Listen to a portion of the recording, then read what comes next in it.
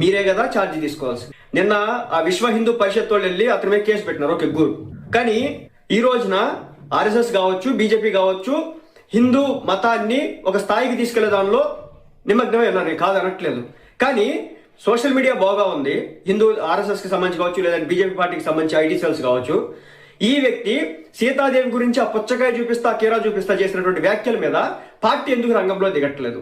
అలాగే ఎవరైతే హిందూ సమాజానికి సంబంధించినటువంటి వ్యక్తులు ఎందుకు ఉన్నారో, అదేవిధంగా వివిధ సంస్థలు ఏవైతే ఉన్నాయో, మీరేం చిన్న చిత్తుకోండి కాదు కదా. ఆ వ్యక్తి యొక్క ఇన్స్టాగ్రామ్ ప్రొఫైల్లో ఆ స్థాయిలో దుర్భాషలాడేటువంటి వీడియోల్ని అతను ఎందుకు రిమూవ్ చేయట్లేదు? పేరుకి మళ్ళీ ఇప్పుడు బయటకు వచ్చి నేను వినాయక స్వామి టెంపుల్ దగ్గర ఉన్నాను, రేపటిలోగా నేను చచ్చిపోకపోతే, రక్తం కక్కుకొని చచ్చిపోకపోతే 2026 సంవత్సరం మొత్తం కూడా మీ అందరికీ కూడా దరిద్రం బట్టి సర్వనాశనం అవుతారని చెప్పేసి శాపనార్థాలు పెడుతున్నటువంటి పరిస్థితి. సరే, నీ 4 మచ్చలు బొగడా మచ్చలు అని పక్కన పడేస్తే, ఈ శాపనార్థాలు ఈ లెక్కలన్నీ కూడా పక్కన తీసేస్తే ఇటు వల్ల పెద్ద